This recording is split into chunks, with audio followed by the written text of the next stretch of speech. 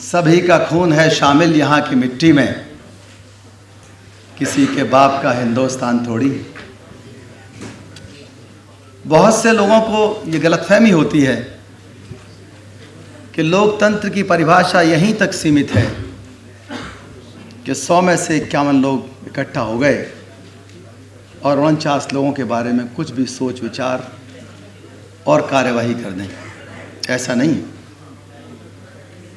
लोकतंत्र ये हो सकता है कि 51 लोग चुनें, लेकिन चुनने के बाद वो 100% ही नहीं, उसको इस बात का भी ख्याल करना है कि पूरी दुनिया के लोगों में क्या मैसेज आता है, हमारे पड़ोसी मुल्कों में क्या मैसेज आता है, हमारे भविष्य में आने वाली पीढ़ियों पर क्या मैसेज आएगा। इसीलिए कानून का शासन और संविधानवाद की उत्पत्ति हुई। बाबा साहब डॉक्टर अंबेडकर ने बहुत सारे संविधान पढ़े और दुनिया के सभी संविधानों से सबसे ज़्यादा उम्र भारत के संविधान की निकली। इस पर यूनिवर्सिटीज़ में, ख़ास तौर से हार्वर्ड यूनिवर्सिटी में स्टडी हुई। संविधान लंबा क्यों चला? क्योंकि यहाँ पर इंक्लूसिव लीडर्स रहे। मैं किसी पार्टी या किसी नेता का नाम नहीं लूँगा, लेकिन जब भी लोकतंत्र के अंदर इंक्लूजन कम होगा, सभी लोगों का ध्यान कम रखा जाएगा, तो उस पर चोट लगती है, उसका नुकसान होता है। लोकतंत्र का नारा सबका हिस्सा सबका विकास है। सबका साथ और सबका विकास नहीं। सबका साथ तो गुलामी का भी होता है। जब कारवां लश्कर चलते थे तो कुछ गुलाम होते थे, कुछ महिलाएं होती थी, उसमें बहुत लोग साथ होते थे। लेकिन जब सबका हिस्सा होता है तो लोग आगे चलेंगे और विकास भी होगा। और विकास का मतलब ये नहीं है कि कुछ लोगों का विकास हो। विकास होगा तो सबका, पतन होगा तो सबका, जिम्मेदारी होगी तो सबकी और मजेदारी होगी तो सबकी। इसी के लिए सामाजिक न्याय की व्यवस्था भारतीय संविधान में की गई और आर्टिकल 326 में राइट टू वोट की व्यवस्था है कि जब भी सरकारें आपकी मर्जी की नहीं है तो आर्टिकल 326 में आप उसे बदल सकते हैं। मूल अधिकार इसलिए दिए गए जिनका मैचिंग पूरी दुनिया के universal declaration of human rights charter से किया गया है, जहां बुद्ध की वाणी, धम्मपद, अशोक के सम्राट अशोक के लेख और जितने भी क्रांतिकारी हुए पूरी दुनिया के अंदर, जितने संविधान लिखे गए, उन सब की अच्छी अच्छी बातों को लिया गया। इसीलिए बेसिक स्ट्रक्चर की बात आती है।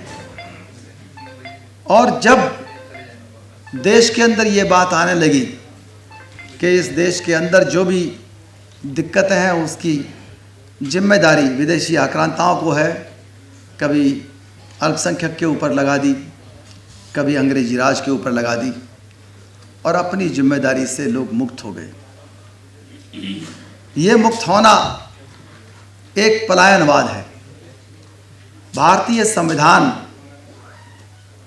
चाहता है कि सबको हिस्सा मिले, अकेले SC ST को नहीं, OBC को भी, माइनॉरिटीज़ को भी, महिलाओं को भी। और उसके लिए प्रोविज़न्स हैं। समता मूलक समाज बने, उसके लिए प्रोविज़न है। आर्टिकल 14, 15, 16 पूरे मूल अधिकार दिए हुए हैं और उसमें बहुत से संशोधन किए गए। जो सरकारें बनेंगी उनके अंदर खास तौर से आर्टिकल 330, 32 में शेड्यूल्ड कास्ट के लिए रिजर्वेशन दिया गया। 334 में 10 साल के लिए था, लेकिन वो बार बार बढ़ जाता है। 335 में जो शेड्यूल्ड कास्ट के दावे थे उनकी व्यवस्था की गई है। पर लगातार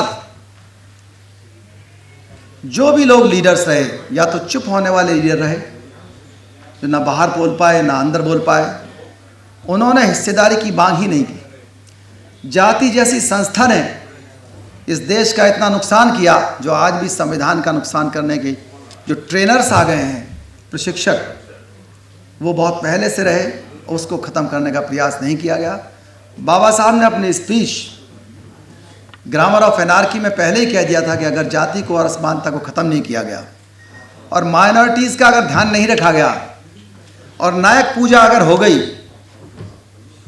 तो देश को, देश की एकता को, देश की आज़ादी को बहुत बड़ा नुकसान होगा। सामाजिक न्याय मिलना ही चाहिए। प्रियम्बल के अंदर सामाजिक न्याय, आर्थिक न्याय, राजनीतिक न्याय की बात कही गई है। लोकतंत्र तभी सफल होगा, बार बार प्रयास किया गया न्यायपालिका के द्वारा कि आरक्षण खत्म कर दिया जाए। वजह यह हुई कि जिन लोगों को अधिकार मांगने थे वो लोग एमएलए एमपी बनने तक सीमित रहे। शेड्यूल्ड कास्ट को अधिकार दिए गए। शेड्यूल्ड कास्ट के बाद में ओबीसी ने भी अधिकार मांगने शुरू नहीं किए, अपना हिस्सा नहीं मांगा। माइनॉरिटीज़ ने भी अपना हिस्सा मांगना शुरू नहीं किया। जब सड़क पर मांग होती है, अखबार में, साहित्य में मांग होती है तो एक ना एक दिन वो उसका फल निकलता है। ऐसी बात ना आने से ये हुआ कि शेड्यूल्ड कास्ट के आरक्षण को ये मान लिया गया कि आरक्षण का दर्शन ही खराब है। आरक्षण का दर्शन के पीछे देश की एकता, अखंडता है और जो पिछड़ गए लोग हैं उनको शामिल करने की बात है। लेकिन जो एकाधिकारीवादी लोग, प्रिविलेज्ड क्लास के लोग काबिज थे, वो नहीं चाहते। आज भी 1% लोगों के पास 40% संपत्ति है।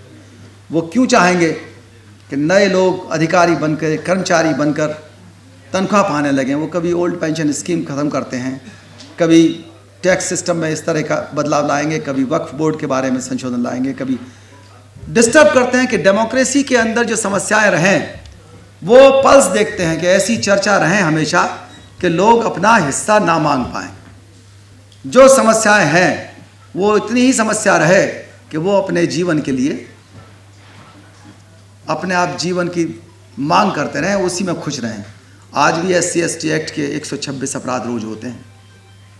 जातिबंदी कानून नहीं बना। हमने बहुत बार मांग की कि नोटबंदी कानून की तरह जातिबंदी कानून क्यों नहीं होता। अगर जातिबंदी कानून समय से बन गया होता तो निश्चित रूप से सांप्रदायिकता इस देश के अंदर पनपती नहीं, लिंग भेद इस देश के अंदर पनपता नहीं। इन्होंने सभी संस्थाओं पर, खास तौर से वो लोग जो एकाधिकारवादी हैं, जिन्हें मनुवादी भी कह सकते हैं, कहते रहे हैं, उन्होंने प्रयास किया कि किसी तरह से अपने हाथ में ताकत रखी जाए। उसके लिए कॉलेजियम की व्यवस्था की गई। पूरी दुनिया के अंदर कॉलेजियम की कोई व्यवस्था नहीं है।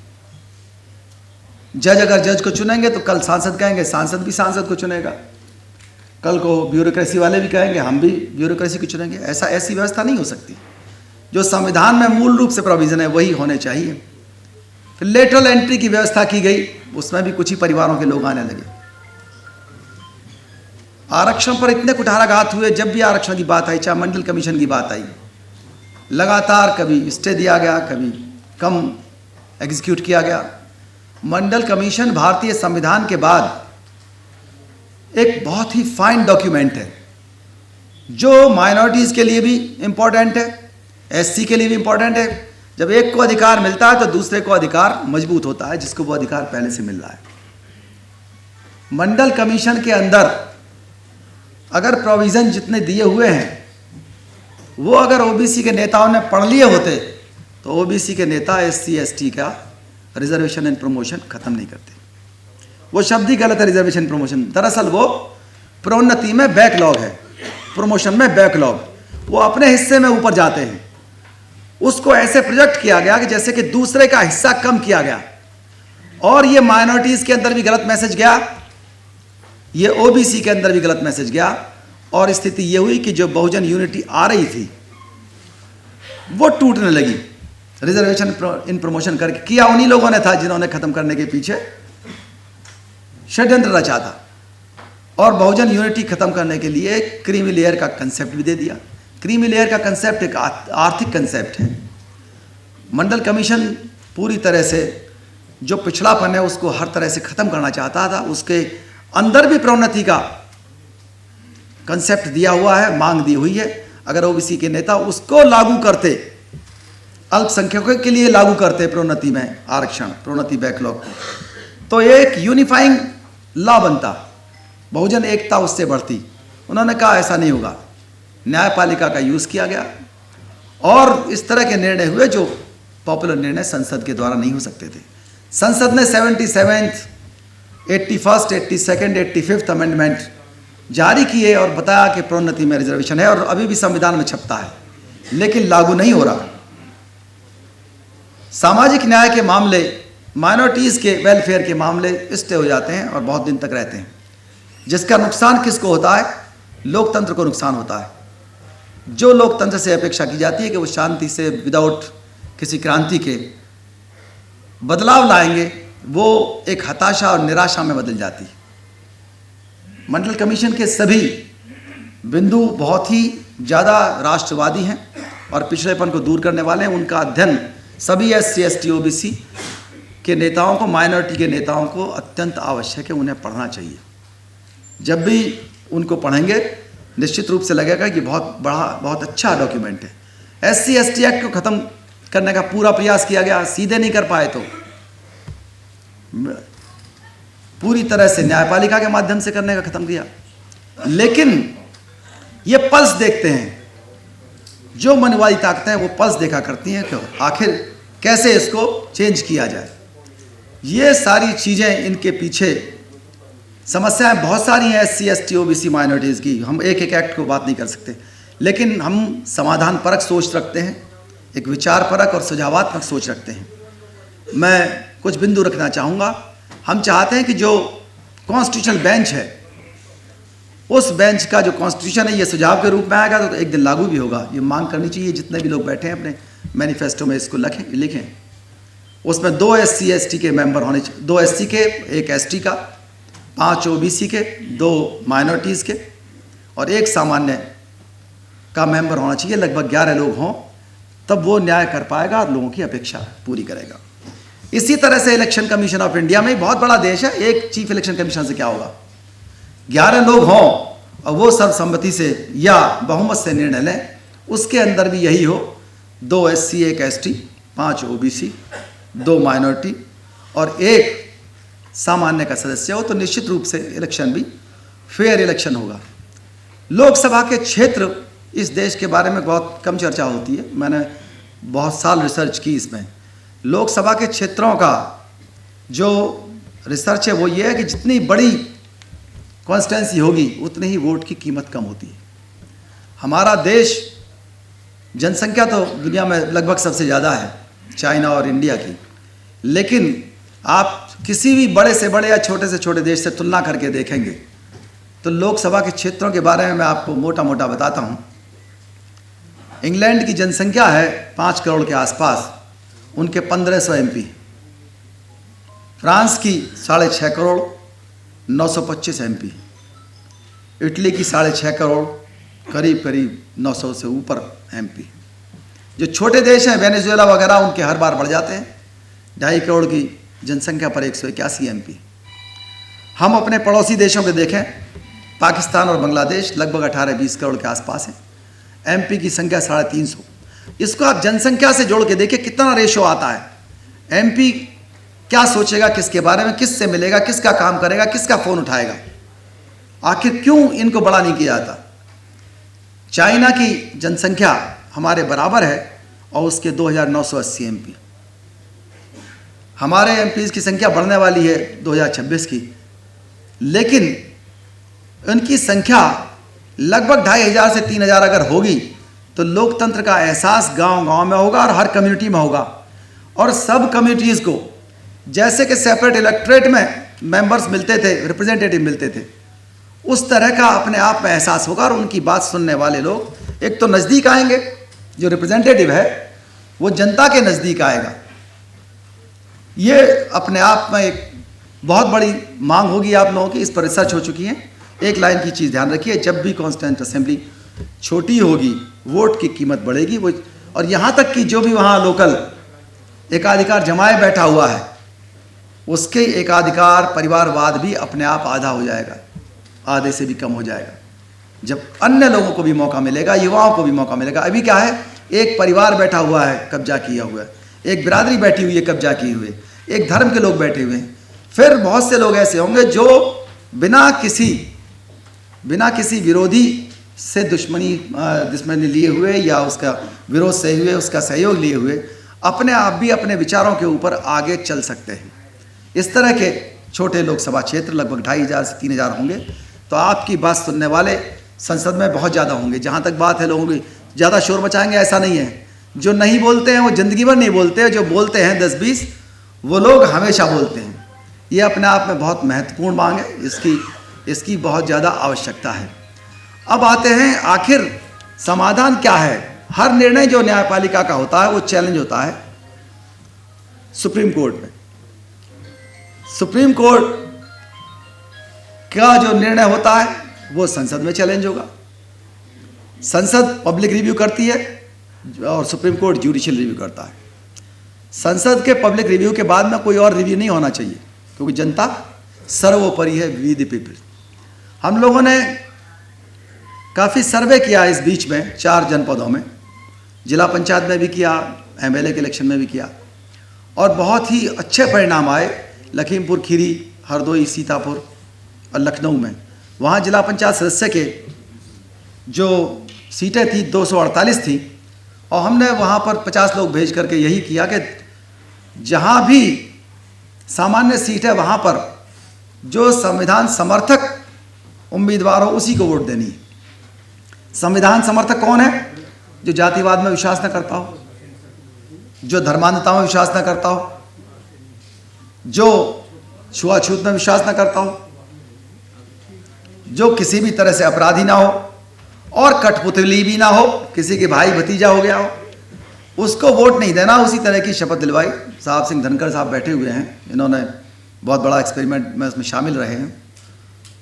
तो इससे चारों जनपदों में जो 248 जनपद के अंदर सदस्य थे, उनमें से एससी का जो रिजर्वेशन था वो रिजर्वेशन था 49 का, लेकिन 94 जीते। 94 समझ रहे? ओबीसी का 67 का था 27%, लेकिन वो 101 जीते सिर्फ एक कसम खाने से। और जो माइनॉरिटीज के 5-6 जीता करते थे वो 25 जीत गए। इस तरह से जो संविधान विरोधी थे 11.5% तक रह गए, लगभग अपनी जनसंख्या के आसपास। गूगल में 9.6% है। और किसी को अगर दिक्कत है तो कास्ट सेंसस करवाइए। अगर किसी को दिक्कत है हमारे आंकड़ों पर, कास्ट सेंसस करवाइए। ये एक अपने आप में एक ऐसा डिवीजन है कि देश संविधान समर्थक और संविधान विरोधियों में जब बट गया है तो निश्चित रूप से हमें संविधान समर्थक सबसे अच्छा नहीं भी मिला तो सबसे कम खराब तो मिलेगा, लेकिन मिलेगा वो 10-15% वालों में से ही, जिनको मूल अधिकारों की आवश्यकता है, जिनको संविधान की आवश्यकता है, directive principles of state policy की आवश्यकता है, जिनको सामाजिक न्याय और आर्थिक न्याय की आवश्यकता है। तो ये अपने आप में एक ऐसा बड़ा एक्सपेरिमेंट है और इसके रिजल्ट हैं जो निर्णय सामने आए उनको हमने बिहार में भी यूज़ किया। और बिहार के अंदर भी जहाँ भी माइनॉरिटी ज़्यादा थे, कटिहार वगैरह में, एक भी संविधान विरोधी जीत कर नहीं आ पाया जिला पंचायत में। फिर इसको हम मध्य प्रदेश में ले गए, 52 डिस्ट्रिक्ट्स में इसको चलाया। वहाँ भी मुश्किल से 5-6% लोग संविधान विरोधी लोग जिला पंचायत सदस्य बने। फिर इसको हमने असेंबली के इलेक्शन में 2022 में उत्तर प्रदेश में 70 संगठनों की बैठक की और उसमें यही शपथ दिलवाई कि जा करके अपने क्षेत्र में, अपने इलाकों में इस बात का जरूर प्रचार करें कि हम संविधान के साथ हैं, और जो संविधान का समर्थन करेगा हम सामान्य सीट पर और यहाँ तक कि जो रिजर्व सीट है वहाँ भी हम उसी को वोट देंगे। तो ये स्थिति हुई कि बड़े बड़े दलों को ओबीसी की परसेंटेज जो टिकट देने की थी वो बढ़ानी पड़ी। वो शुरू में जब बढ़ाई गई तो हर पार्टी ने कुछ ना कुछ बढ़ाई, और उसका जो रिजल्ट निकला वो आश्चर्यजनक रिजल्ट है। जिन्होंने हमारे लेख पढ़े होंगे उनको मैं नहीं कहता, लेकिन जिन लोगों ने लेख नहीं पढ़े हैं या हमारी बात नहीं सुनी है, आप ये सोचिए 2017 में संविधान विरोधी या मनुवादी 44.8% थे असेंबली के अंदर, और 2022 में उनकी संख्या 25% गिरकर 33.8 पर आ गई। आश्चर्यजनक परिणाम है नहीं है।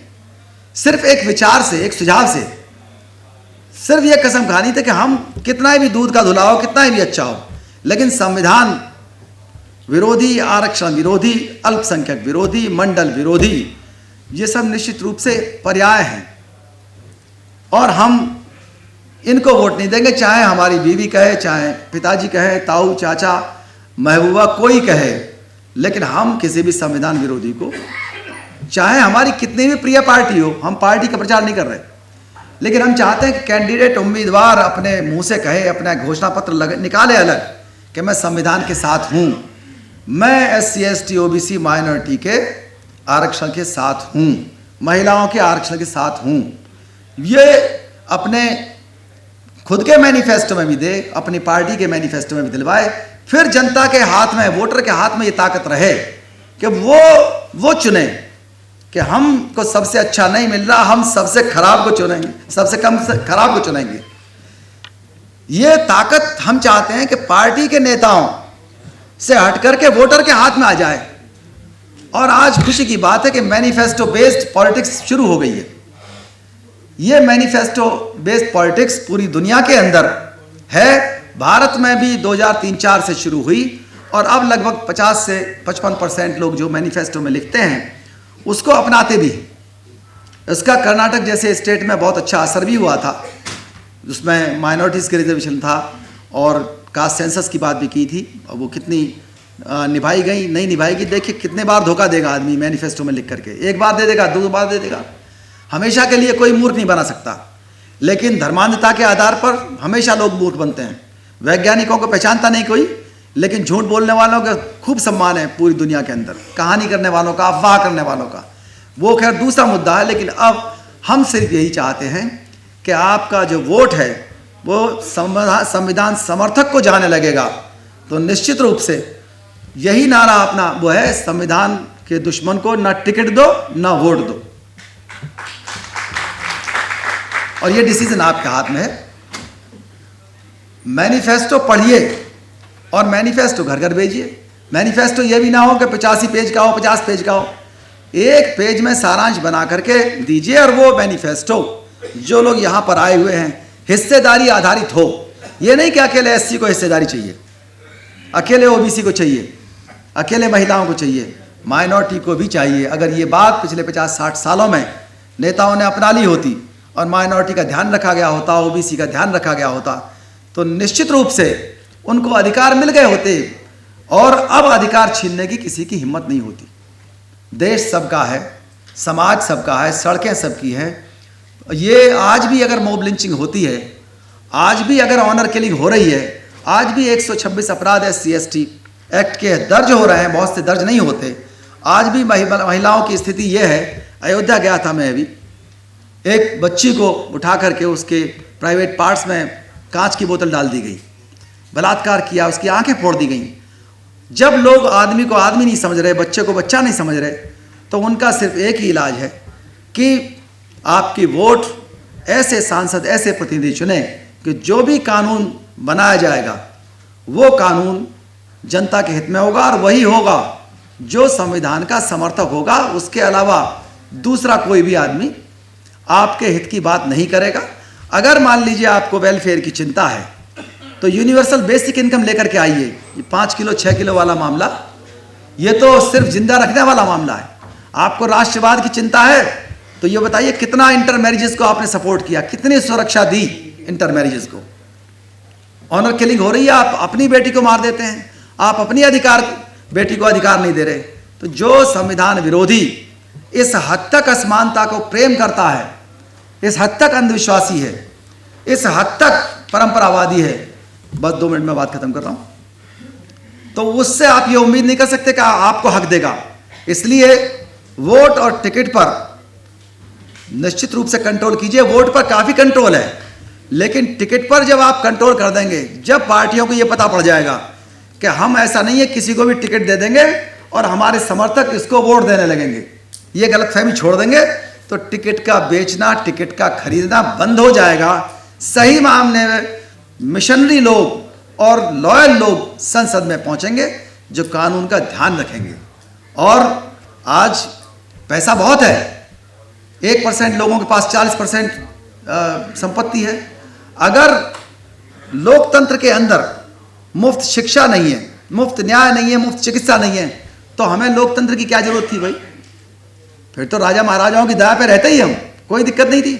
लोकतंत्र अपनाने के पीछे सिर्फ और सिर्फ एक कारण था कि पूरी दुनिया के लोगों ने अंदर एक ऐसा एहसास किया कि लोगों को मुफ्त शिक्षा मिलनी चाहिए, मुफ्त न्याय मिलना चाहिए। और मुफ्त न्याय मिलता था राजा महाराजाओं के, जमींदारों के और सम्राटों के समय में। आज मुफ्त न्याय मिल नहीं पा रहा विद रिगार्ड्स टू जजेस एंड लॉयर्स। मुफ्त शिक्षा, मुफ्त चिकित्सा, मुफ्त न्याय नहीं है। और लोकतंत्र के अंदर अगर रोजगार नहीं मिल पा रहा लोगों को, रोजगार देना असंभव काम नहीं है। ऑक्सफैम की रिपोर्ट कहती है कि अगर 1% रिचेस्ट लोगों पर 0.5% टैक्स एडिशनल बढ़ा दिया जाए, 0.5 सिर्फ, तो 117 मिलियन जॉब बढ़ जाएंगे, यानी कि लगभग 12 करोड़। और हम डिमांड करते हैं कि 1% पे 1% बढ़ा दो, तो मुफ्त शिक्षा, चिकित्सा और न्याय भी मिल जाएगा और रोजगार भी मिल जाएंगे। इसमें दिक्कत क्या है? आप इन 1% की चिंता 99% लोगों से ज़्यादा क्यों करते हैं?